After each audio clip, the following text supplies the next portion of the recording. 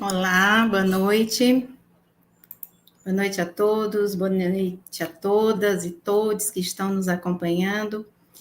Hoje, então, estamos aqui para mais uma live da FIRSE, na sequência de lives que a associação a FIRSE Brasil, vem desenvolvendo ao longo desse ano de 2021, um projeto de lives que a cada última sexta-feira do mês é realizada uma live tratando das temáticas dos grupos de pesquisa que estão sediados na FIRSE Brasil. Então, nós tivemos aí uma sequência de lives desde abril. A primeira live, ela teve como tema a FIRSE, 21 anos de pesquisa científica no Brasil. Na segunda live, foi tratada da pesquisa mediando processos formativos, que foi desenvolvida, esse tema foi desenvolvido pelo Grupo de Estudos e Pesquisa Docência e Aprendizagem, do APRE. A terceira live, ocorrida em junho, pelo grupo Formação de Professores na Perspectiva Histórico-Cultural, e tratou do tema Vivências no Grupo Formar, colaboração e reflexão crítica na pesquisa.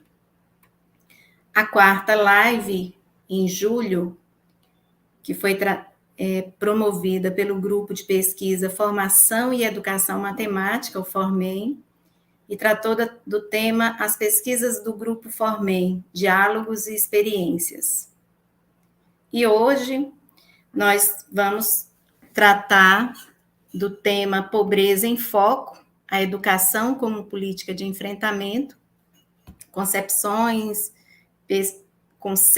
concepções e percepções. E nós contamos, então, para tratar dessa temática, com a presença da Rede Nacional Educação, Pobreza e Desigualdade Social, a RENEPED, que agrega núcleos e grupos de pesquisa da Universidade Federal do Rio Grande do Norte, na pessoa da professora Kilza Fernanda Viveiros, da Universidade Federal de Mato Grosso do Sul, representada pela professora Ana Carolina Pontes, e da Universidade Federal do Tocantins, que está representada pelos professores José Carlos Freire e, por mim, Jusilei Evangelista. Então, a RENEPED, nessa rede de pesquisa em educação, desigualdade social, pobreza e desigualdade social, que congrega também o grupo de pesquisa Educação, Desigualdade Social e Práticas Culturais, conta ainda com a participação de alguns pesquisadores, né, e estudiosos do tema das relações entre educação, pobreza e desigualdade social, e os temas afins, né, temas que tangenciam essa questão da relação educação, pobreza e desigualdade social. Então, nós contamos também com a presença da professora Simone Medeiros, que foi a idealizadora da iniciativa Educação, Pobreza e Desigualdade Social, lá ainda quando estava à frente de uma secretaria lá na antiga SECADI, na secretaria do MEC, né, antiga SECADI do MEC, que desenvolveu esse projeto que contou aí com a parceria de várias instituições públicas, né, de universidades federais, tratando dessa temática tão sensível e tão importante, né, que é a relação entre educação, pobreza e desigualdade social. Então, hoje, nós vamos tratar desse tema, da relação entre educação e pobreza, abordando basicamente alguns conceitos, algumas concepções, algumas percepções, resultados de pesquisa que os grupos, esses grupos de pesquisa ligados à rede, têm desenvolveram durante o projeto da iniciativa EPDS e continua desenvolvendo projetos né, tratando dessa temática. Então, hoje nós vamos contar com a presença de 2 pesquisadores ligados a esses grupos de pesquisa.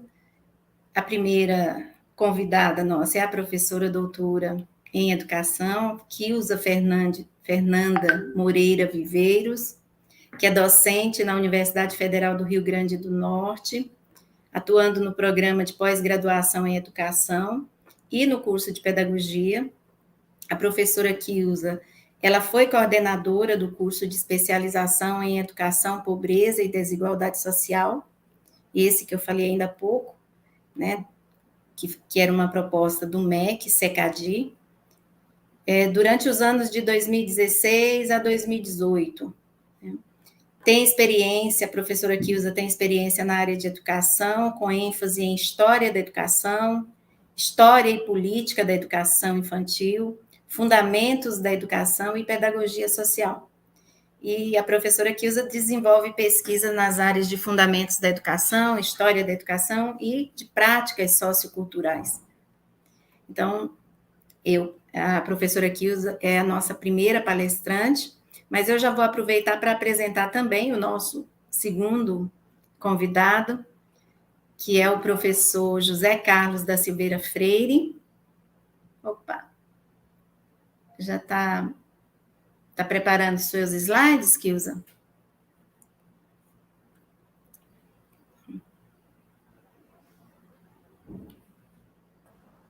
Acho que mudou um pouquinho aqui. Ainda não está na hora de passar os slides. Pode continuar a apresentação, Ju. Tá ok. Tá, é que deu uma bagunçada aí na tela, né? Mas eu acho que agora já voltou ao normal. Ótimo. Então, o nosso outro convidado, que é o professor José Carlos da Silveira Freire, que é pedagogo, doutor em educação, docente da Universidade Federal do Tocantins, e atua no curso de pedagogia do campus de Palmas e no programa de pós-graduação em educação, no mestrado profissional em educação. O professor José Carlos, igualmente, foi coordenador do curso de especialização em educação, pobreza e desigualdade social, nesse período aí dos anos de 2016 até 2018, chegamos até 2019, né, com esse projeto. Eu também participei desse projeto na qualidade de pesquisadora. O professor José Carlos é membro do Grupo de Estudo e Pesquisa em Educação, Desigualdade Social e Políticas Públicas, que é o NEPED, na verdade é um núcleo de estudos e pesquisa aqui da UFT. Professor Carlos desenvolve pesquisas na área de educação, com ênfase nos temas de trabalho docente, formação de professores, docência e práticas educativas. E o professor José Carlos também coordena aqui na UFT a Cátedra Paulo Freire, desde finalzinho de 2019, e vem realizando alguns trabalhos junto aí às comemorações do centenário de Paulo Freire, né, que eu acho que é sempre bom a gente lembrar. E o professor José Carlos também atua no projeto da Rede Colaboração do Tocantins, RCT, que é um projeto que atualmente vem prestando formação, acompanhamento, junto aos municípios, aos sistemas e redes municipais de educação aqui do estado do Tocantins. E nesse projeto, o professor José Carlos atua como coordenador pedagógico na formação continuada dos professores dos municípios, dos 135 municípios do estado do Tocantins. Então, esses são os nossos dois convidados, nossos dois colegas que vão tratar dessa temática. Eu sou a professora Jusilei, aqui da Universidade Federal do Tocantins, que vou mediar esse momento de conversa, mas também vou participar da conversa, né, junto aí com o professor José Carlos, porque nós fizemos essa pesquisa juntos, e aí quando ele for falar da pesquisa, eu também vou entrar um pouco na conversa dele. Então, eu sou professora Jússia aqui de Palmas, da UFT, Sou coordenadora do NEPED, que é o Núcleo de Ensino de Estudos e Pesquisas em Educação, Desigualdade Social e Políticas Públicas. Trabalho no mestrado profissional em Educação e também trabalho na rede Colaboração Tocantins. Então é isso, minha gente. Passa a palavra para a professora Kilza. Fica à vontade aí, Kilza, uns 30 minutos, fazer sua fala, depois eu passo a palavra para o professor José Carlos, e aí a gente vai fazendo esse diálogo, né? Uma conversa. Inicialmente, eu gostaria de agradecer a participação da professora Jusce, que integra esta rede de estudos e pesquisas em educação, pobreza e desigualdade social, e como ela muito bem falou, teve origem a partir de um edital implementado em 15 universidades públicas federais para desenvolvimento de um curso de especialização e, simultaneamente, realização de uma pesquisa em que vislumbrasse a temática do projeto Educação, Pobreza e Desigualdade Social.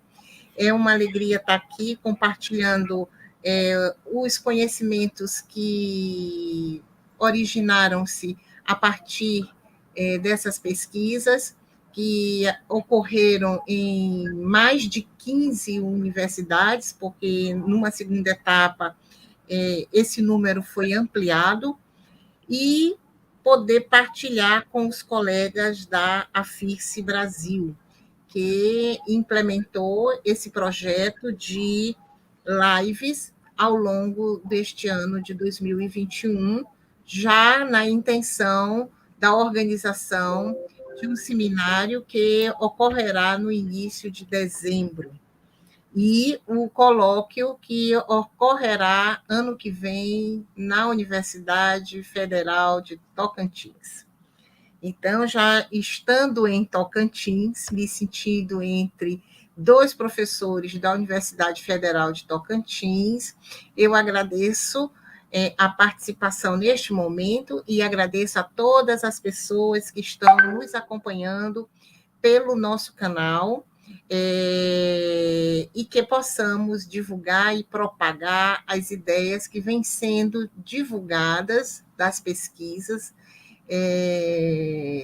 dentro da Associação Francofone de Educação, de Pesquisa em Educação. Então, por gentileza, poderia, Liliane, projetar o nosso slide, para que nós tenhamos, vamos dizer assim, uma certa habilidade mais pontual, em detrimento do tempo. Nós dividimos a nossa fala trazendo um pouco da memória dos estudos que foram desenvolvidos entre os anos de 2015 e 2018. Né? É uma pesquisa concluída, uma pesquisa que foi desenvolvida ao longo de 2 anos, né? Na verdade, ela foi gestada anterior a 2 anos, mas ela durou 2 anos dentro da academia, com a participação de mais de 20 professores pesquisadores. E nós também atuamos junto a 405 alunos que estavam aptos a participarem do projeto de especialização em educação, pobreza e desigualdade social, como falamos anteriormente, um projeto, como a Jusce falou anteriormente, um projeto que teve sua origem lá em Brasília, né, de autoria da professora Simone Medeiros, na antiga Secretaria de Inclusão, a SECADI. Então, o histórico que a gente traz é que a origem dessa pesquisa ela se dá dentro do projeto de especialização. Dentro desse projeto de um curso de especialização, de formação continuada de professores, foi criado uma pesquisa em que pudéssemos desenvolver os conceitos, as categorias, as percepções, a realidade educacional no âmbito da educação, da pobreza e das desigualdades sociais. Cada universidade teve autonomia para desenvolver a sua pesquisa, e todas apresentaram resultados satisfatórios, tendo, ao final, publicação de várias coletâneas, de vários artigos, produção de várias monografias, e até hoje a temática vem nos trazendo frutos bastante favoráveis ao campo educacional. Então, a criação dessa pesquisa, ela se dá também na intenção do projeto maior, né, que eu chamo de projeto mãe, criar uma rede de pesquisadores em educação, pobreza e desigualdade social, temática muito pouco trabalhada no âmbito da educação, porém muito vista no âmbito do serviço social, do direito, da economia, mas dentro do campo da educação é muito ainda incipiente, ainda muito nova, ainda com uma produção a ser constituída, vencendo já, mas ainda precisando ser implementada. Pode seguir. Então, o tema da pesquisa que nós desenvolvemos no Rio Grande do Norte, na UFRN, no Centro de Educação, e precisamente no Departamento de Fundamentos e Políticas da Educação, que é o departamento em que eu sou lotada, nós desenvolvemos, então, uma pesquisa junto com mais outros professores pesquisadores, a professora Eliana Andrade, que era uma professora do campo do serviço social, professora também da UFRN, do Departamento de Serviço Social, e professor Moisés Sobrinho, que hoje, infelizmente, não está mais entre nós, e que era nosso colega de departamento e que abraçou a ideia de trabalharmos essa pesquisa com a denominação de representações sociais dos cursistas do programa Educação, Pobreza e Desigualdade Social, acerca do fenômeno da pobreza. Nós decidimos porque, para trabalhar a pobreza no âmbito da educação, porque o curso ele vislumbrava uma formação de professores para atuar diretamente com as classes mais empobrecidas, para atuar diretamente junto à gestão das escolas, a atuação diretamente com gestores do programa Bolsa Família. Então, nós partimos do pressuposto de como seria a concepção desenhada pelos cursistas, como eles compreendiam a pobreza e, a partir daí, como seriam as suas práticas. Então, nós decidimos trabalhar a partir do referencial teórico-metodológico das representações sociais. Por gentileza, pode continuar, Lili. Então, assim, o objetivo dessa pesquisa foi conhecer o perfil sociográfico da população matriculada no curso de especialização Pobreza e Desigualdade Social no Rio Grande do Norte. E o outro objetivo, conhecer os conteúdos discursivos, opiniões, imagens, percepções, conceitos, utilizados por essa população para explicar o fenômeno da pobreza. Como metodologia, nós utilizamos inicialmente uma revisão bibliográfica acerca do fenômeno da pobreza.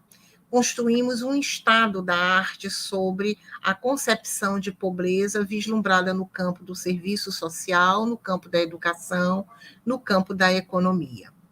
Além da realização de coletas de dados primários, através de um questionário aplicado aos professores da rede pública de ensino do Rio Grande do Norte, entrevistados.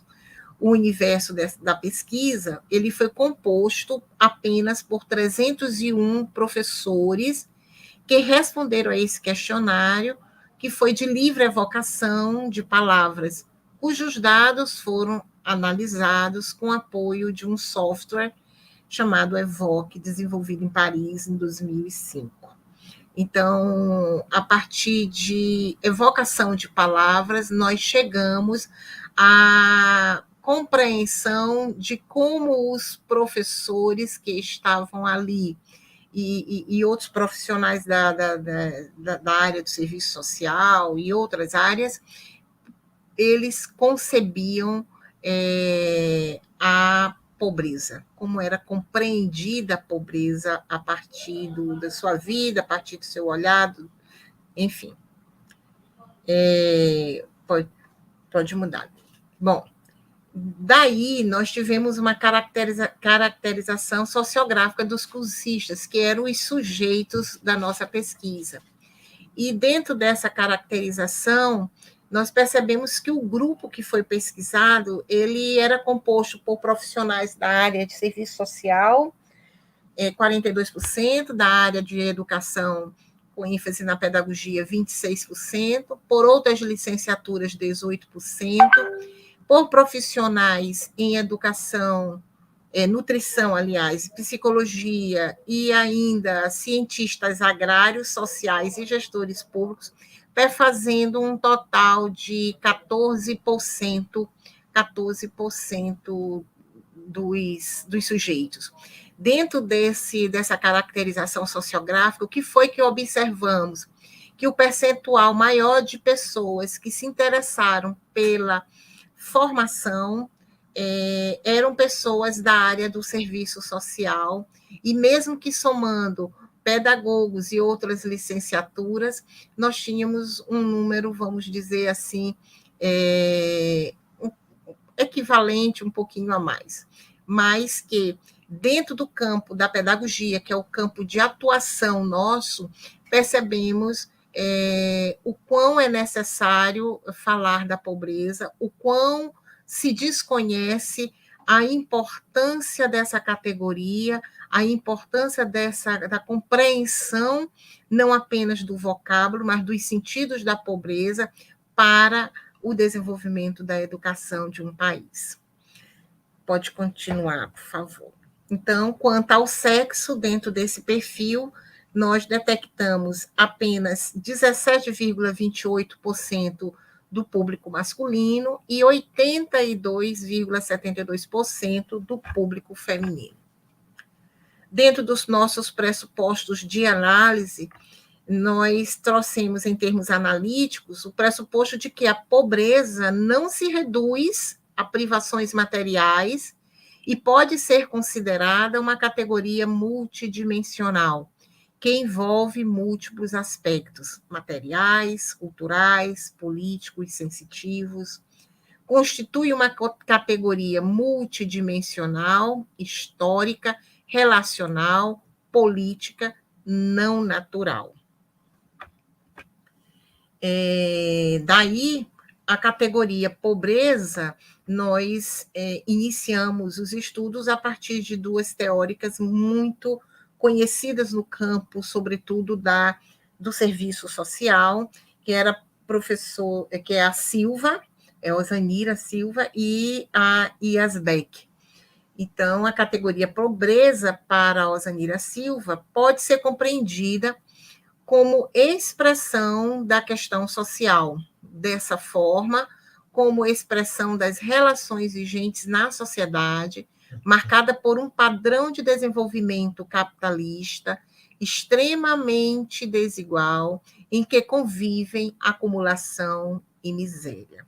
Segundo o professor Miguel Arroio, dentro dessa concepção da Osanira, em análise e estudos nossos, o professor Miguel Arroio, ele coloca que a riqueza se concentra em menos de 5% da população mundial, enquanto que a pobreza ela passa dos 50% da população mundial. Ou seja, nós temos uma pauperização, né, do próprio mundo, concentração de renda a partir dessa ótica da questão social em poucas mãos, em detrimento da falta de renda nesse outro percentual. A categoria pobreza ainda se constituem como um fenômeno, como uma experiência de desqualificação dos pobres por suas crenças, seus modos de expressar-se e seu comportamento social. Sinais das qualidades negativas, onde o pobre não sofre apenas privações materiais, mas também desqualificação social, alcançando o plano espiritual, moral e político dos indivíduos submetidos aos problemas de sobrevivência. Aqui nós estamos falando com as palavras de Yazbek. Bom, daí, dentro das concepções de pobreza que foram vinculadas através da evocação, nós categorizamos as tendências e encontramos alguns autores que trabalham essas tendências nas falas dos nossos cursistas, dos nossos professores, assistentes sociais, gestores, entre outros profissionais. E aí nós vimos entre as tendências da pobreza enquanto necessidade e carência, enquanto subalternidade e exclusão, enquanto cidadania invertida, pobreza como um lugar de risco, de vulnerabilidades, né? Aqui a gente traz, inclusive, como um dos representantes o Boaventura, a própria concepção do Banco Mundial, da CEPAL, né? E também a Política Nacional de Assistência Social Brasileira. Outra tendência, a pobreza como ausência de poder, né? Aqui também a gente vê o Boaventura de Souza Santos, pobreza, noutra tendência oportunidades e capacidades, né? Ou seja, a falta de, né, isso, de capacidades básicas, né?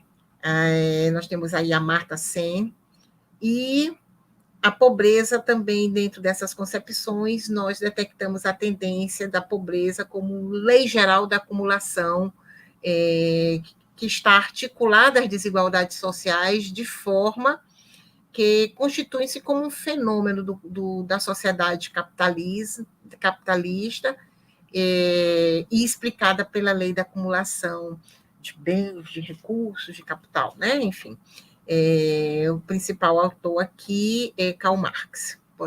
Podemos ir adiante, Lili. Bom, os dados extraídos a partir das justificativas dos nossos entrevistados, eles revelam as influências das matrizes teóricas nos discursos sobre concepção de pobreza.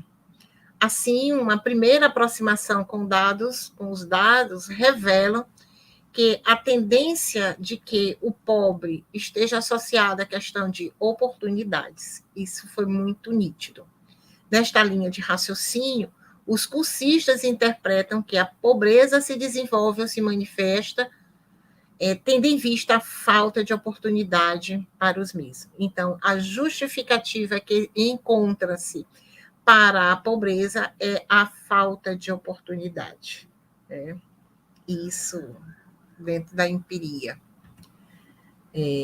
Bom, em termos teóricos, a perspectiva das oportunidades tem suas elaborações advindas das elaborações de Amartya Sen.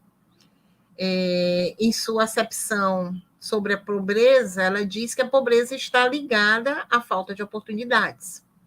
Então, pobreza econômica que rouba das pessoas a liberdade de saciar a fome, de obter uma nutrição satisfatória ou remédios para doenças tratáveis, a oportunidade de vestir-se ou morar de modo apropriado, de ter acesso à água tratada ou a saneamento básico. Então, como nós estamos observando, a Amartya, ela nos leva a pensar a pobreza dentro dessa perspectiva da falta de oportunidade, mas também muito dentro da falta dos direitos humanos, né, do cumprimento dos direitos humanos. Então, podemos seguir. Dentro desses eixos de análise, nós percebemos encontramos, aliás, pobreza, 5 eixos básicos das nossas proposições. Pobreza e condições básicas, pobreza e culpabilização do indivíduo, né? A pessoa é pobre por culpa dela, né? Que está muito dentro da sociedade, dentro do John Locke, né? Dentro do individualismo, muito dentro do liberalismo. Pobreza como uma condição histórica e estrutural, né? A culpa não é agora, vem de muito antes, que é aquela concepção imutável. Superação e enfrentamento da pobreza, educação como estratégia e resolução da pobreza. Está até numa cor diferenciada aí para vocês verem, porque esse é o eixo o qual nós vamos nos prendendo dentro das nossas análises, dentro do campo de formação de educadores, no caso, na pedagogia. Assim, a justificativa das palavras evocadas revelam a existência de concepções nas quais a pobreza está relacionada às condições básicas e biológicas de sobrevivência, tais como alimentação, já que a pobreza aparece, em alguns casos, associada à fome. No entanto, também comparece na pesquisa a perspectiva de que há elementos básicos, mas não biológicos, os quais são necessários à existência dos indivíduos. Daí as necessidades sociais e de direitos. Bom, a título de algumas considerações, para esse momento, nós vamos trazer o universo dos entrevistados, que foi composto por um grupo heterogêneo, formado por profissionais de serviço social e profissionais da área de educação. Este encontra-se atuando no contexto de pobreza, seja através da política de educação, seja através da política de assistência social. Daí, concluímos que a educação, em determinados contextos de ampliação da pobreza e da desigualdade social, desafia os profissionais em termos teóricos, bem como gera grandes desafios no tocante às formas de intervenção nos referidos contextos. Algumas tendências que nós percebemos a partir dessas considerações. A pobreza ela está relacionada às condições básicas biológicas de sobrevivência, alimentação, já que ela aparece associada à fome, né? A culpabilização do indivíduo pela condição de pobreza, ou seja, a culpa é nossa, né? A pobreza como condição histórica e estrutural do capitalismo e, portanto, insuperável, em que a estrutura da sociedade ela está posta, as formas de produção estão postas, o mercado se movimenta a partir desse modelo, então tudo isso que está aí é insuperável. Mas também vem a tendência da possibilidade da superação da pobreza, bem como de que há estratégias para o seu enfrentamento. A educação como estratégia de resolução da pobreza, ressaltando um pretenso potencial da educação como elemento de transformação social. Porém, para isso, dentro dessa tendência, nós precisamos formar os nossos educadores, compreendendo o que é a pobreza, né? Entendendo o que as condições que nós temos sociais e como que essa pobreza ela se manifesta, ou seja, precisamos tomar a pobreza como um objeto de estudo e os pobres como sujeito desse estudo.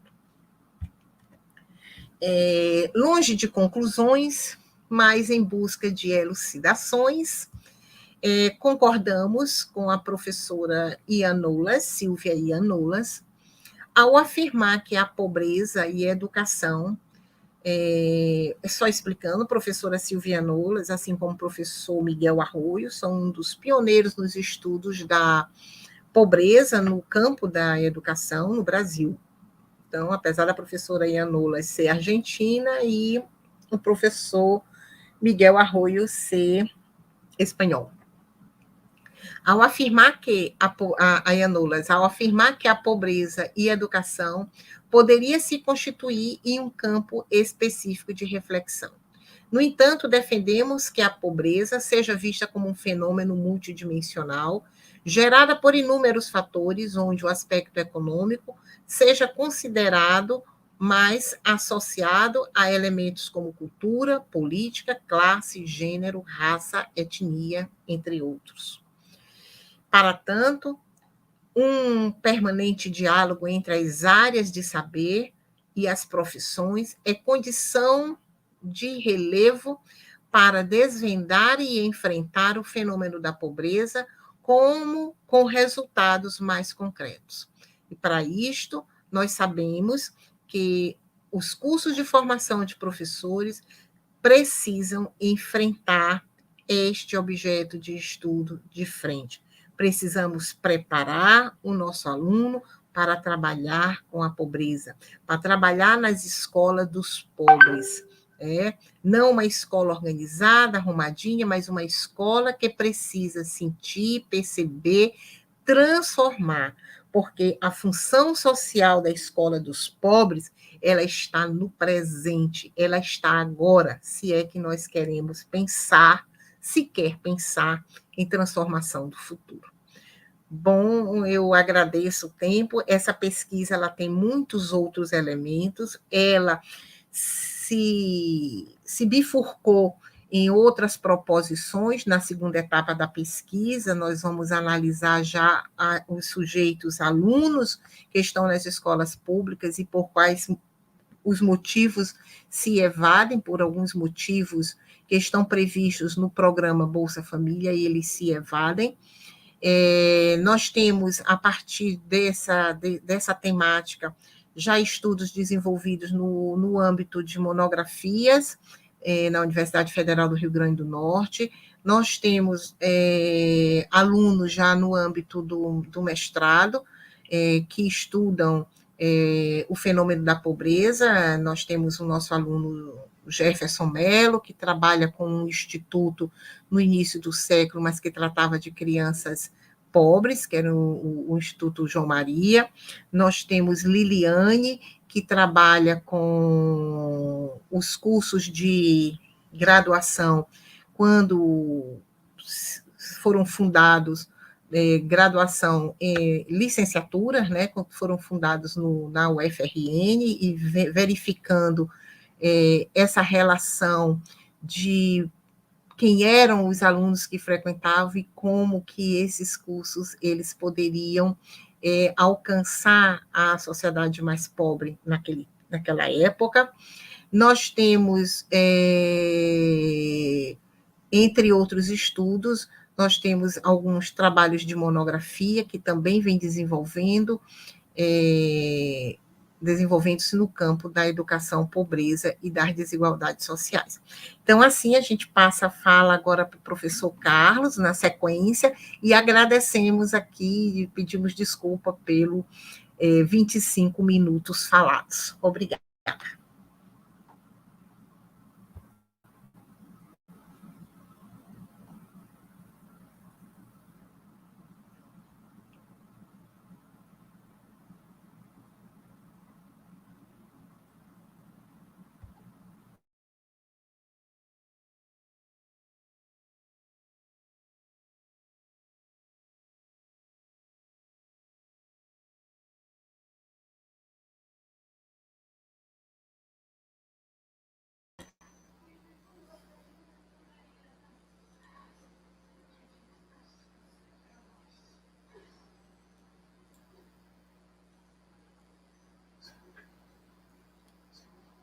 Boa noite, africianos e africianas.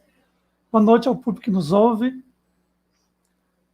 Nós queremos agradecer o convite, né, para estar aqui junto com a doutora Kilza e a doutora Jusilei, para discutir uma temática que, para muita gente, ela é desconhecida, mas que, para nós, da academia, é tema de estudo, de pesquisa, né? Então, eu e Júcia iremos apresentar aqui os dados de uma pesquisa que nós iniciamos em 2017, né, e concluímos em 2018. A pesquisa se intitula Trajetórias Escolares de Estudantes em Situação de Pobreza na Educação Pública Tocantins. E a pesquisa faz parte das atividades do Núcleo de Estudos e Pesquisa em Educação, Desigualdade Social e Políticas Públicas, NEPED. O objetivo, né, da nossa fala hoje aqui é traçar o perfil de estudantes e familiares, né, do programa Bolsa Família, né, no âmbito dessa pesquisa, né. Trataremos de alguns, né, de alguns elementos desse perfil, como renda, gênero, cor e raça, grau de instrução. Nós queremos, inicialmente, dizer que queremos fazer o seguinte questionamento, né? Há alguma relação entre educação e pobreza? Né? O que tem a ver a educação com a pobreza? Né? Nós entendemos que existe uma relação, sim, porque a pobreza não só está na escola, mas ela persiste em estar na escola. E dependendo da forma como a escola é organizada, a pobreza é, né, produzida também no ambiente escolar. Portanto, nós fizemos um levantamento, né, bibliográfico do tema, né, e conseguimos elencar algumas abordagens sobre, né, o tema da pobreza. Nós conseguimos elencar 4 abordagens básicas. Né? A primeira, abordagem culturalista, em que as causas da pobreza são identificadas em fatores internos aos indivíduos. Né? O pobre é percebido como diferente e inferior, né? Posto que suas origens, ações e atitudes são consideradas as reprodutoras da pobreza. Eu sou pobre porque eu sempre fui pobre, que Deus quis assim. Então, ou seja, há uma internalização da pobreza como algo natural. Temos também as abordagens estruturais ou estruturalistas, né, que apontam que a pobreza ela é resultante das determinações de ordem estrutural da sociedade. Né? Ou seja, a exploração, a dominação capitalista, ela é intrínseca à constituição do sistema de produção capitalista. Então, a pobreza ela é gerada pelo modo de produção capitalista. Então, ela é efeito desse sistema. Também tem as abordagens liberais ou neoliberais, né? Onde a causa explicativa da pobreza está no próprio indivíduo. Quer dizer, o indivíduo é que é culpado de ser pobre, porque ele não lutou, ele não buscou, né, algo mais importante. Ressalta as deficiências pessoais. Né? Há uma indicação do mercado, né, como espaço natural de solução, né, das necessidades econômicas e sociais. E, por fim, temos a abordagem sociocultural, que situa a pobreza como um fenômeno multidimensional e relativo. É essa abordagem que nós estamos adotando aqui, tanto nós como a Quilza, né, nas nossas pesquisas. Né? Nós entendemos que não dá para estudar a pobreza apenas pela dimensão econômica. Né? Ela é um enfoque que, ao mesmo tempo, é econômico e sociológico. Né? Então, a concepção de pobreza relativa se fundamenta na ideia de desigualdade de renda e de privação relativa em relação ao modo de vida dominante. A pobreza ela varia no tempo e no espaço. Daí a necessidade de estudar a pobreza do ponto de vista social, do ponto de vista econômico e cultural. Mas o que tem a ver a educação com a pobreza? Né? Nós dissemos aqui, né, que a pobreza está presente na escola. E a pesquisa que nós fizemos em 2017 e 2018 revelou que a pobreza existe, está presente, mas ela não era reconhecida, ela não era visibilizada. Então, o curso de especialização que nós realizamos em 2017 e o curso de aperfeiçoamento que nós realizamos em 2018 ajudou, né, aos professores, aos profissionais da educação a desmistificar, ou melhor, tomar consciência que a pobreza existe e que ela precisa ser tratada, né, com políticas públicas, com políticas educacionais. Nós sabemos que a escola ela é um espaço e um tempo, ao mesmo tempo, de reprodução e existência. Né? De reprodução, né? E aí existem estudos que revelam que a pobreza ela pode ser reproduzida na escola, porque a escola que nós temos, ela existe para reproduzir a ideologia, né, dominante, como, né, como a gente viu nos estudos de Bourdieu e Fazeron, né? Mas também a escola, na perspectiva histórico-crítica, pode ser um espaço, um tempo de resistência. Nós acreditamos que a educação ela é constituída e, ao mesmo tempo, constituinte das relações sociais. Por isso que a gente compreende a educação como um campo de disputa hegemônica. A educação não é só reprodução, ela é reprodução e, ao mesmo tempo, resistência. Né? E nós percebemos, né, nós lemos no relatório do Banco Mundial que a pobreza ela é caracterizada em 3 eixos. Primeiro, o eixo da falta de recurso e renda para atender às necessidades básicas, incluindo educação e saúde. O eixo de a pobreza como a falta de voz e poder nas instituições estatais, na sociedade. A pobreza como vulnerabilidade de choques adversos, né? A exposição de riscos, né? Combinado com a incapacidade de enfrentá-los. E aí, o que a gente percebeu? Né? Nessa perspectiva do Banco Mundial, foram criados, né? Foram estimulados, vários governos criaram, né, fundos específicos para cuidar da questão da pobreza. No âmbito da educação, nós presenciamos milhões de crianças e adolescentes, né, foram reconhecidos, né, pelo programa Bolsa Família, né, e foram também acolhidos, né, para fomentar, né, uma inclusão social na escola. Isso é muito importante, né? O programa Bolsa Família, como todos nós sabemos, né, ele foi uma política do governo federal para produzir alívio imediato da pobreza, por meio da transferência direta de renda às famílias. Seus objetivos básicos foram combater a fome, combater a pobreza, né, promover o acesso à rede de serviços públicos como saúde e educação. Daí que uma das condicionalidades para ter acesso ao Bolsa Família foi a frequência escolar mensal mínima, de 85%, para crianças e adolescentes de 6 a 15 anos, e a frequência escolar mínima de 75% para adolescentes de 17 a 17 anos. Com esse elemento condicionante, né, as escolas conseguiram acolher mais crianças pobres e conseguiram incluir e, portanto, garantir o direito, né, que as crianças tinham à aprendizagem. Né? Então, a meta geral do programa Bolsa Família foi e né, combater o abandono e a evasão escolar e, desse modo, estimular a permanência e a progressão escolar, tanto de crianças como de adolescentes, em situação de pobreza e de extrema pobreza. Nós vamos agora, né, a professora Jússi vai agora apresentar para a gente, né, o resultado de uma pesquisa que nós fizemos sobre o perfil, né, das crianças e também da sua família. Né?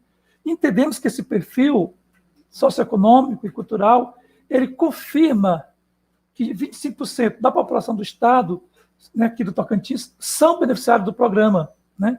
22%, aliás. Isso representa um dado assim, muito importante, né? Porque, para nós, né, revela que o Tocantins ele tem sido alvo dessas políticas, né? Políticas de transferência de renda, né? E apesar de a gente reconhecer que tem muitas crianças pobres que não foram incluídas nesse programa. Eu vou agora passar para a professora Jusilei, que ela vai continuar.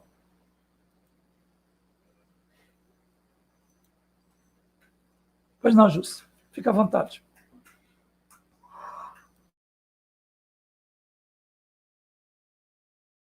Seu áudio. Teu áudio está desligado, Jus.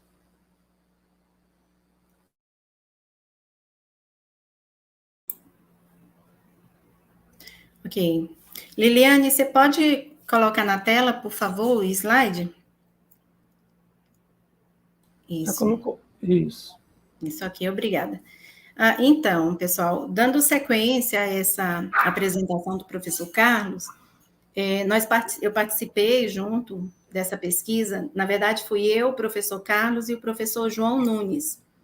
O professor João Nunes também trabalhou no levantamento de dados mais referentes às condições de acesso e permanência das crianças, né, na educação.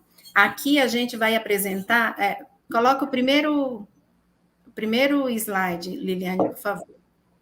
Isso, o segundo do quadro 1, isso mesmo.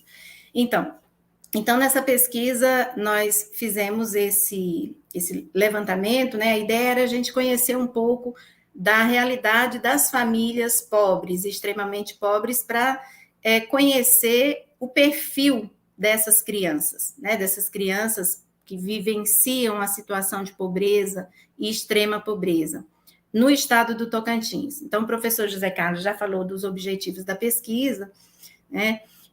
Aqui eu vou agora me ater um pouco mais aos dados da pesquisa, ou seja, os dados e os resultados a que nós chegamos. Então, o professor João Nunes, que também participou dessa pesquisa, tratou um pouco mais, se debruçou um pouco mais sobre os dados escolares das crianças, e nós trabalhamos no perfil dessas famílias que têm essas crianças que são alunos PBF, que a gente chama os alunos do Bolsa Família. Então, a ideia era a gente entender um pouco do contexto, né, e do perfil dessas famílias. Nesse estudo também, nós fizemos um levantamento, que eu não vou apresentar aqui, vou só falar rapidamente. Nós fizemos também um estudo sobre as condições, o perfil desses alunos, né? Nós pegamos o INSE, que é o Índice Socioeconômico, é um índice que é utilizado pelo MEC, né, pelo INEP, para calcular o índice socioeconômico das escolas, dos estudantes. E aí, nesse levantamento, a gente conseguiu observar que as crianças, a grande maioria das crianças no estado do Tocantins, oriundos da escola pública, estão no nível considerado, um nível socioeconômico considerado baixo, né? Ou seja, daqueles estudantes que são pobres, extremamente pobres, e que não têm acesso a muitos bens, nem bens materiais e nem bens culturais. Então, tem lá toda uma tabela, toda uma escala, né, que vai nivelando essas escolas, né, os alunos dessas escolas, e eu peguei apenas os dados referentes ao estado do Tocantins. Então, a gente fez essa caracterização. E depois, então, nós fomos ver o perfil dessas famílias, nos deter um pouco mais profundamente no perfil dessas famílias. Ou seja, o INSE estava demonstrando que as crianças da escola pública tocantinense estão numa condição socioeconômica baixa. Então, nós fomos ver o perfil dessas famílias. Quem são? Essa primeira tabela aqui tem os dados que são dados. A nossa pesquisa ela foi uma pesquisa documental, né? Nós utilizamos das bases de dados do governo federal, do Ministério da Cidadania, do próprio MEC, em relação à presença, né, ao acompanhamento da presença dos alunos, que é o sistema presença dos alunos PBF. E fomos, então, utilizamos dados também além do E-Cidadania, do SAGI, né, da Secretaria Nacional de Renda e Cidadania, que também é do Ministério da Cidadania. Então, esses dados, basicamente, foram dados oficiais. Bom, então, essa primeira tabela, esse primeiro quadro, né, que está aí na tela, eu acho que tem um slide antes desse, Liliane? Não, só esse aí, né? Tá. Então, deixa eu encontrar aqui esse quadro. Que esse é o primeiro, na verdade, ele é o segundo aqui na minha organização. Isso, essa tabela aí é a tabela que mostra os dados do acompanhamento da educação dos alunos beneficiários do programa Bolsa Família. E esse dado ele é bem interessante, ele é de 2019, portanto, dados antes da pandemia, né, foi o período que nós fizemos a pesquisa compreendeu o período até 2019. Então, nós priorizamos dados ali de 2018 e 2019. Portanto, dados antes da pandemia do coronavírus, que eu acho que é muito interessante para a gente continuar essa pesquisa, tentando buscar esses dados a partir da pandemia, né? Ou depois da pandemia. Acho que ano que vem dá para a gente fazer uma pesquisa comparativa do que era a realidade antes da pandemia e depois da pandemia. Porque eu acho que a gente vai ter uma alteração significativa nesses dados, infelizmente, para mais, né? Para mais pobreza, porque a gente tem visto esse movimento de aumento da desigualdade, né? De escancaramento da desigualdade. A pandemia, ela tornou mais visível, né? Aquilo que muitas vezes não era visível, né? Que é a pobreza, a extrema pobreza, a condição de miséria mesmo, de fome no Brasil, e a pandemia trouxe isso, né, à tona. Então, é sempre bom lembrar que não é que a pobreza, a miséria, as condições difíceis de vida da grande maioria da população não existissem antes da pandemia, existia, né? Mas a pandemia tem agravado muito mais isso. Então, é por isso que eu digo que vale a pena depois a gente retomar esses dados, atualizar e ver que talvez se confirme, né, que esses dados foram alterados para mais, para cima. Então, aqui nós tínhamos, né, foi um dos objetivos da pesquisa, entender o número de alunos beneficiários do Bolsa Família aqui no estado do Tocantins, que era nesse período de 140 mil. Nós temos uma população aqui de 1.300.000 habitantes do estado do Tocantins, dados de 2019, e nós tínhamos 140 mil alunos beneficiários, isso os alunos de 6 a 17 anos, né, que eram os alunos acompanhados pelo Sistema Presença. Então, desses alunos acompanhados, né, 94% eram acompanhados e 97% desses 133 mil cumpriram a presença, a condicionalidade, né, que é a presença. Tiveram 97%. Então, esse dado demonstra, né, que os estudantes pobres e extremamente pobres estavam tendo acesso à escola básica, na sua grande maioria, né, sobretudo no ensino fundamental. Contudo, ainda fica velado aí esses 3%, né, de alunos, ou 6% dos alunos, dos 140 mil alunos, que não foram acompanhados, né? Onde estavam esses alunos, ou onde estão, por que não estavam na escola? Enfim, são questões que a pesquisa vai suscitando para a gente. Pode passar para o quadro 1. Liliane, o quadro 1, por favor, aí retoma isso. Obrigada. Então, nós fomos, a partir desse dado da frequência dos alunos pobres, do acompanhamento dos alunos pobres, nós fomos, então, tentar compreender um pouco mais o perfil das famílias em situação de pobreza. E aí nós temos a quantidade de famílias de baixa renda no estado do Tocantins, ou seja, de famílias que têm uma renda per capita de até meio salário mínimo, no mês de setembro de 2019. Então, esse dado é um dado bem localizado, né, de 2019.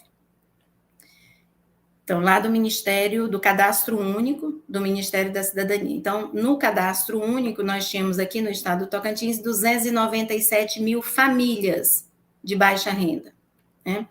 Então, essas famílias, se a gente cruza esses dados com o outro dado que nós temos, que é o dado do INSE, das escolas, que diz que os alunos estão lá no nível 3, que é um nível fraco, né, de condições, ou seja, de alunos que têm fraco acesso a bens materiais, a bens culturais, têm acesso precário a direitos básicos, como saúde, saneamento básico, alimentação adequada, né, moradia em boas condições ou em condições, né, adequadas.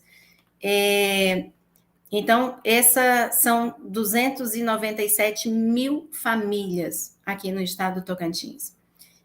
Dessas 297 mil famílias em condições de pobreza, o relatório do Ministério da Cidadania de 2019 diz que no Tocantins, o Tocantins, nesse período de 2019, possuía 113.287 famílias beneficiárias do programa Bolsa Família. Ou seja, famílias, isso em total de pessoas, seriam 348.808 pessoas beneficiárias, o que corresponde a 22% da população do estado, aquilo que o Carlos disse ainda há pouco. Então, nós temos aí 22% da população, ou de pessoas, né, no estado do Tocantins, beneficiárias do Bolsa Família, isso em 2019. Acho que valeria a pena a gente conferir agora, nesse contexto de pandemia, né, como está essa situação. E nesse período aí, o valor médio que era recebido por família era de R$ 190,85.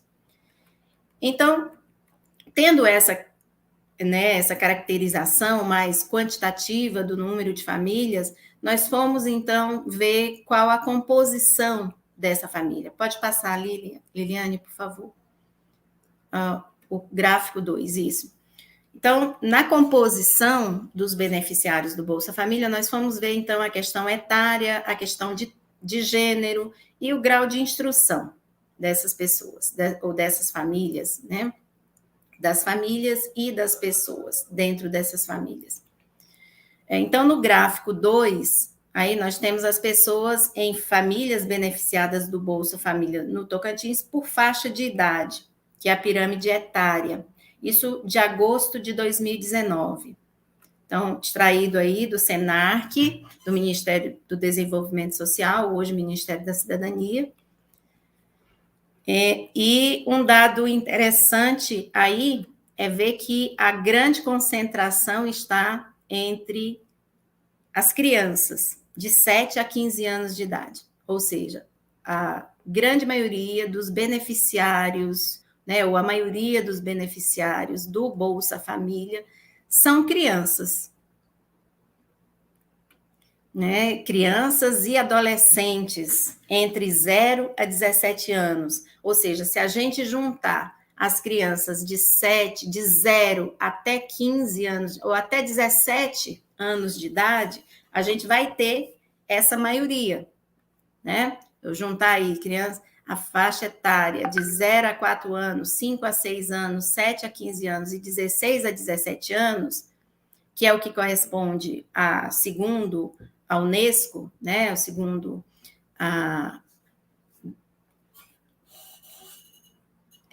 o ECA, criança é até 14 anos de idade, né, mas a Unesco traz uma outra caracterização, criança até 18 anos de idade. Então, nós podemos dizer que nós temos uma maioria de beneficiários do Bolsa Família aqui no estado do Tocantins, né, nessa faixa de 0 a 17 anos de idade, que totaliza aí mais de 196 mil pessoas, ou 49,9%, 50%, né, do total de beneficiários. Uma outra característica desse público, pode passar, Liliane, por favor, é a questão de gênero. É que nós fomos também buscar esse dado para compreender um pouco mais desse público, né? Então, o gráfico 3 aí mostra nas 10 principais cidades, ou nas 10 maiores cidades aqui do estado do Tocantins, o percentual nos 15, desculpa, são os 15 maiores municípios em termos populacionais do estado do Tocantins. O percentual de beneficiários do programa Bolsa Família demonstra aí, né, que a grande maioria é feminino, né, esse público, sobretudo na faixa de idade entre 18 e 44 anos, em que o percentual de mulheres beneficiárias é bem maior que o dos homens, né? O gráfico mostra bem isso. Então, nós temos aqui em azul, aí na base, né, das colunas, o público masculino, e em vermelho, o público feminino. Então, sobressai a olhos vistos. Então, mas essa é uma característica também do programa, né? Porque o Bolsa Família, ele dá preferência à mulher para o recebimento do benefício, conforme lá o artigo 14 o artigo 2º da lei de 2004, né? Da lei que cria o Bolsa Família. Então, mas esse é um dado interessante, né? Porque a gente pode fazer várias análises a partir desse dado. Inclusive, no relatório, a gente chega a discutir um pouco mais, não aprofundamos muito, porque não era esse o foco, mas é um dado que dá para a gente trabalhar bem, né, Kilza? A Kilza que estuda essa questão de gênero, é um dado que a gente pode, inclusive, pensar daí e fazer várias análises, né? Lá no relatório eu chego a pontuar algumas questões referentes a essa condição da mulher, né, da mulher pobre, sobretudo, de ela, né, arcar com os custos, ela arcar com todo o peso, né, da formação, da família, do cuidado com os filhos. Então, e aí a gente pode ver um pouco da ambiguidade, das contradições que essa questão coloca. Se, por um lado, é muito importante que a mulher receba esse benefício, porque isso lhe dá mais autonomia, né? Autonomia no cuidado da casa, no cuidado da família, enfim. Por outro lado, a gente pesa, né, sobre os ombros dessa mulher pobre a responsabilidade com o cuidado da família. Então, tem essa ambiguidade que a gente pode discutir aí de modo mais aprofundado. Acho que Kilza pode, inclusive, falar um pouco mais, porque ela é que é estudiosa dessa questão de gênero. Mas esse é um dado que apareceu e que a gente trata um pouco lá no nosso relatório de pesquisa. Uma outra característica na tabela 4 que marca o perfil dos beneficiários do programa Bolsa Família aqui no estado do Tocantins, e acho que é uma realidade do Brasil, que a gente vê, esse é um dado que aparece em pesquisas já realizadas a esse respeito, é quanto ao aspecto de cor ou raça e etnia. Tabela 4, Liliane, por favor. Então, aí na tabela 4, a quantidade de pessoas de baixa renda, beneficiária ou não do PBF, né, por cor ou raça, etnia no Tocantins, em setembro de 2019. Então, veja que a cor parda, né, sobressai. Nós temos aí não beneficiários do PBF, 328 mil pessoas que se declaram parda, beneficiários do PBF, 302 mil, totalizando aí 631 mil pessoas, né, pardas. E pretas, 33.380 não beneficiárias, e as beneficiárias, 27 mil, totalizando 60 mil. Né, branca, 119.400.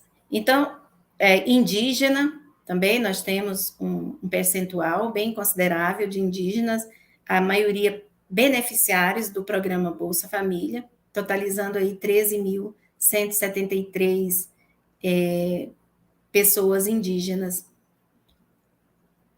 Então, essa quantidade é bem interessante a gente fazer um comentário a esse respeito, né? Que dessas 832 mil pessoas, a maioria, ou seja, 631 mil, mais de 631 mil pessoas se autodeclararam pardas. E aí tem uma questão que a gente chega a discutir no relatório, que é essa questão. Bom, se nós somarmos, o IBGE, ele chama de pessoas negras, né? Aquela composição de pessoas pretas e pardas. Então, nós poderíamos dizer, baseado nesse dado, né, ou nessa caracterização do IBGE, que a grande maioria, então, aqui dos beneficiários e das pessoas pobres, né, em relação à cor, raça ou etnia, em relação à cor ou raça, elas são negras, né, considerando aí pretos e pardos. E até porque há muita... trata-se de autodeclaração, né? Então, a gente tem aí uma questão que é apontada em vários relatórios do INEP e em outras pesquisas que nós consultamos também, às vezes, esse dado, né, em relação às pessoas pretas, ele está sobre-representado. Conta de algumas pessoas se autodeclararem pardas, talvez por isso a quantidade de pessoas pardas. Mas o fato é que a grande maioria aqui a gente pode caracterizar como pessoas negras, né? E aí, pode passar isso, esse gráfico, que é o percentual de beneficiários do programa Bolsa Família, aí é específico do Bolsa Família, né? Então, aquela tabela anterior, ela mostrava um quadro geral, tanto das pessoas beneficiárias quanto não beneficiárias, mas que estavam na condição de pobreza, né, segundo o CAD único. E esse gráfico aí, ele mostra apenas os beneficiários do Bolsa Família. Então, entre os beneficiários, nós temos aí 77% de pessoas pardas, né? E 7% de pessoas negras. Se somarmos os dois, né, vamos ter aí mais de 80% de pessoas negras, né, no estado do Tocantins. E aí a gente pode afirmar, né, que existe, de fato, uma racialização da pobreza no Brasil, né, tendo em vista que a população negra ela se encontra sobre-representada nesses estratos sociais mais baixos, né, da população. Um outro dado que nós buscamos evidenciar foi quanto ao grau de instrução dessas pessoas. E aí, Liliane, por favor, próxima tabela. Isso, tabela 5, e acho que é a nossa última tabela. Na tabela 5, nós temos aí o número de pessoas por grau de instrução e faixa de renda familiar per capita, né, no estado do Tocantins, em agosto de 2019. Então, vejam só, né, esse quadro ele é bem interessante porque demonstra a escolarização, né, ou a negação do direito à educação às pessoas pobres, né? Historicamente, há uma negação do direito, dentre tantos outros direitos que são negados, né, no Brasil às pessoas empobrecidas, o direito à educação é mais um, né? E aí, veja só, aqui a gente dividiu por faixa de renda. Então, extrema pobreza, pobreza, baixa renda e acima de meio salário mínimo. Ou seja, aqui se refere a todas as pessoas, não só aqueles beneficiários do Bolsa Família. Mas de extrema pobreza, a grande maioria está no Bolsa Família, né? Então, vejam só, sem instrução nenhuma, nós, somando aí, nós temos 188 mil pessoas.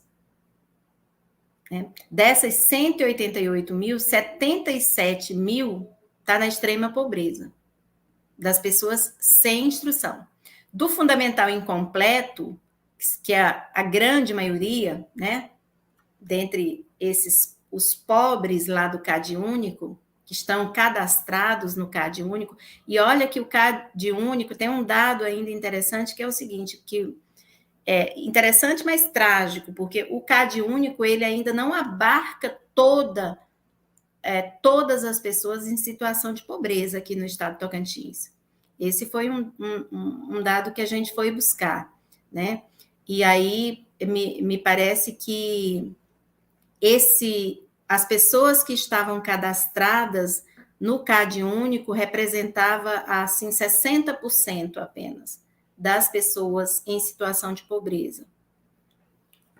Então, dentre esses, né, essas pessoas em situação de pobreza, ou seja, com faixa de renda familiar per capita abaixo, até um salário mínimo, né, até meio salário mínimo, ou seja, então é bem baixo mesmo, né, acima de meio salário mínimo. Foi a última categoria que nós colocamos aí. Extrema pobreza, pobreza, baixa renda e acima de meio salário mínimo.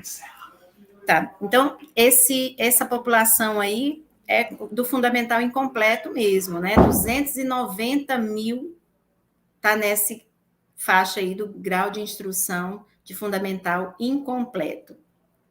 Então, nessa tabela aí, a gente observa que entre as pessoas na condição de extrema pobreza, sobressaem aquelas com nível fundamental incompleto, 36%, ou seja, que não completaram o 5º ano do ensino fundamental, né?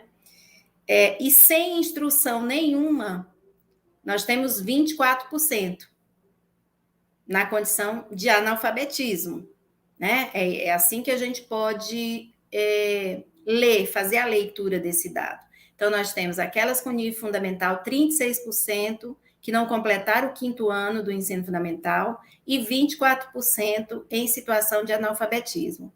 Esses dados demonstram ainda que o acesso aos graus mais altos de escolaridade cai entre as pessoas pobres e extremamente pobres, chegando a apenas 3.800 pessoas, ou seja, 1% só do total, com o ensino superior incompleto. Então, esse é um outro dado, né, que essa pesquisa nos mostra. Apenas 1% entre os pobres conseguem chegar ao ensino superior. E 62 mil, ou 12%, com o ensino médio completo. Então, vejam que esses dados são dados para a gente pensar, inclusive, as nossas políticas públicas, né? Se elas, de fato, estão alcançando essas pessoas que mais precisam ter acesso a essas políticas públicas. Bom, então, essa realidade tocantinense, né, referente aí ao perfil dos estudantes, dos seus familiares em situação de pobreza, vai revelando, né, que a nossa escola pública ela precisa se voltar, ela precisa atender a esse público, a essas famílias, a essas pessoas, né, a essas crianças que vivem essa situação de pobreza, de extrema pobreza.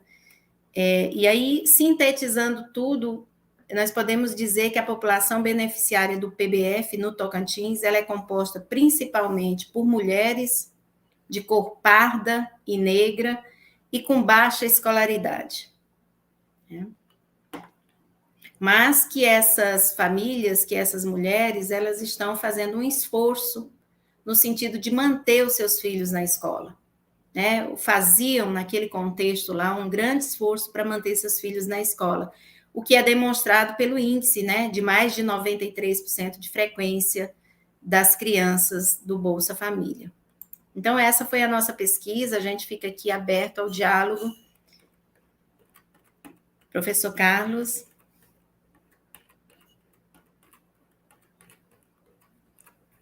Ok, muito bem. Vamos chamar a Kilza também, né? Para dialogar. Para a gente dialogar, se houver alguma pergunta, se não... as considerações finais. Nós estamos com 1h25 de live. Professora, parabéns com o professor Carlos, eu gostei muito dos dados, tem aí uma avalanche de dados a serem trabalhados, né? Da pesquisa que vocês estão desenvolvendo, ela está se assemelhando muito à nossa aqui, que nós, essa segunda etapa também, e muito pertinente, e se nós olharmos para o agora, todas essas cifras elas aumentaram muito, dado o contexto que nós estamos vivendo, dado as políticas que nós estamos tendo na verdade, as políticas sociais elas vêm sofrendo mutações nos últimos tempos, e se nós formos ver, trazendo essa conversa que você iniciou, da mulher, ela ter o peso de arcar com a responsabilidade, Jússi, nós temos uma cifra no Brasil que, em 2015, 40,5% das famílias tinham a mulher como pessoa de referência na família. E essa cifra ela aumentou no Observatório das Desigualdades Sociais e das Relações, e também no Observatório das Relações de Gênero, nós vamos ter essa cifra tendo aumentado um percentual de 2015 para 2018, antes da pandemia, para 43,5%, e já nos anos 2020, ano passado, nos primeiros 6 meses da pandemia, ou seja, de março até, se não me falha a memória, até setembro, esse índice ele aumentou mais 2 pontos percentuais. Então, a mulher continua sendo essa referência, porém não quer dizer que ela tenha a condição de exercer esse papel de fato, não pelas habilidades e capacidades da mulher, mas pelas condições sociais que são impostas a ela. Se nós formos ver as condições atuais, com a pandemia, por exemplo, que contempla as necessidades específicas das mulheres, sobretudo as mulheres que recebem o programa Bolsa Família, né? As mulheres que estão em situação de vulnerabilidade ou de risco social. Qual o apoio prioritário que se tem às mulheres para atuar em ações sociais contra doenças, contra possibilidades de trabalhos mais flexíveis, proteção de serviços essenciais, de saúde, para mulheres e as meninas, né, as filhas dessas mulheres, entre outros. Se nós formos pensar bem nos tempos atuais, as mulheres, elas nem todas têm podem ou puderam desfrutar do direito do teletrabalho, né? Elas se encontram, e as que estão com teletrabalho, elas têm uma sobrecarga ainda do serviço doméstico, esse serviço doméstico que é invisibilizado, não remunerado, e que nos leva a questionar sempre a divisão sexual do trabalho e os serviços cuidados como a condição feminina.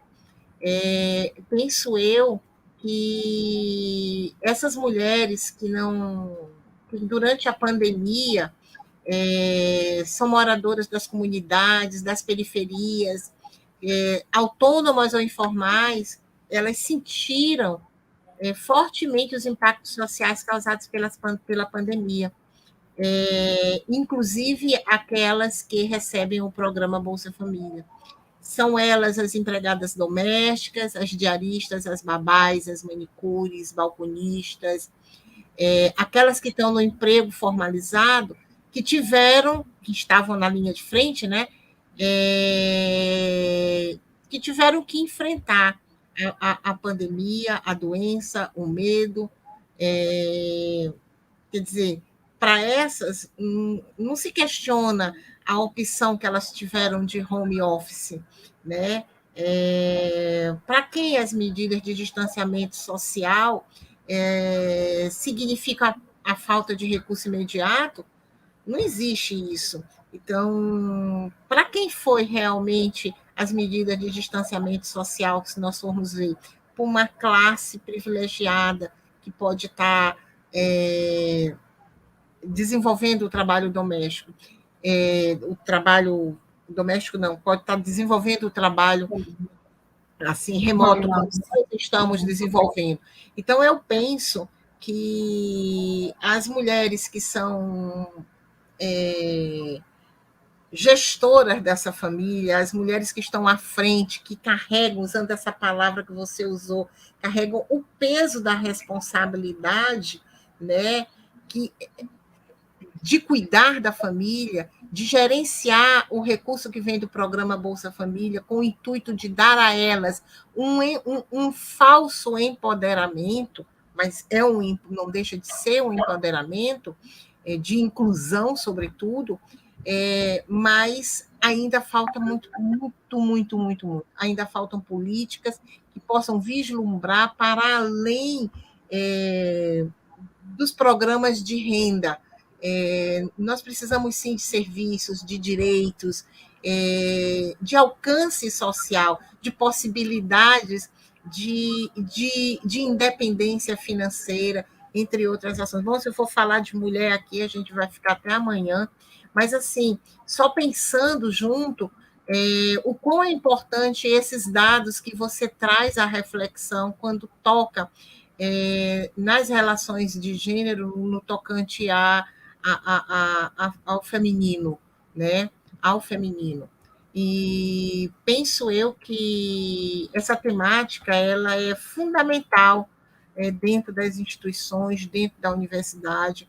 A temática da pobreza ela não pode mais ser camuflada, ela não pode mais passar pela tangente, ela tem que ser o cerne, o centro, o ponto de convergência das teorias da educação, o ponto de convergência das nossas análises, das nossas observações, da filosofia, da sociologia, das relações humanas, do holismo, enfim, é isso. Eu não sei se nós temos participação de alguém, eu vou dar uma olhada aqui no comentário. Nós temos aqui a presença de muitos colegas da AFICE, nós temos aqui alunos da Universidade Federal do Piauí, alunos da Universidade Federal do Rio Grande do Norte, nós temos pessoas, pesquisadores da Universidade Federal também de Tocantins,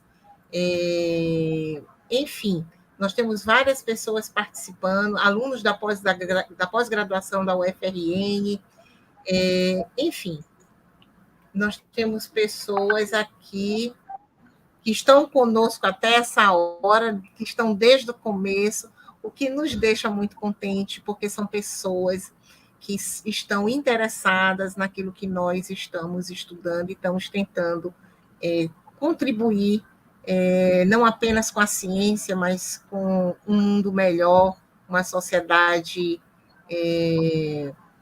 mais justa, né? Mais igual, mais de direitos humanos, enfim.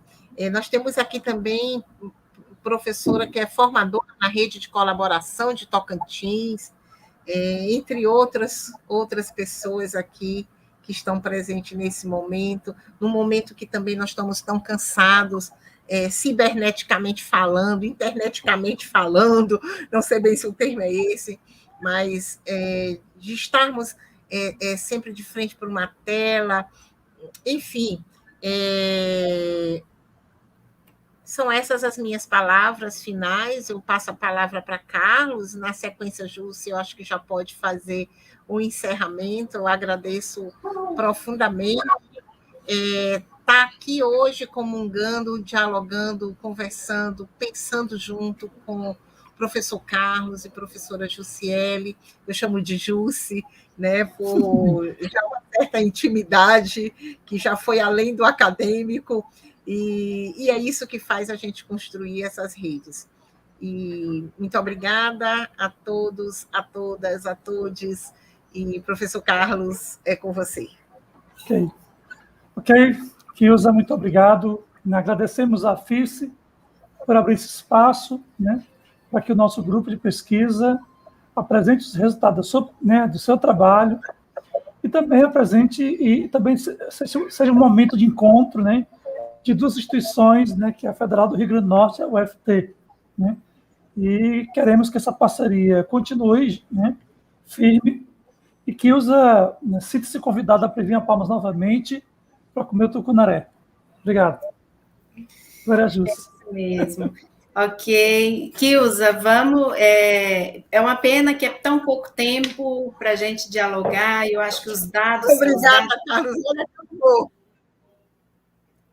Então, os dados que nós temos são dados que a gente considera essa pesquisa uma pesquisa exploratória, né? Então, são dados aí que dá para a gente explorar muito mais. Inclusive, Kilza, quero te convidar para a gente escrever um artigo só acerca desse dado das mulheres.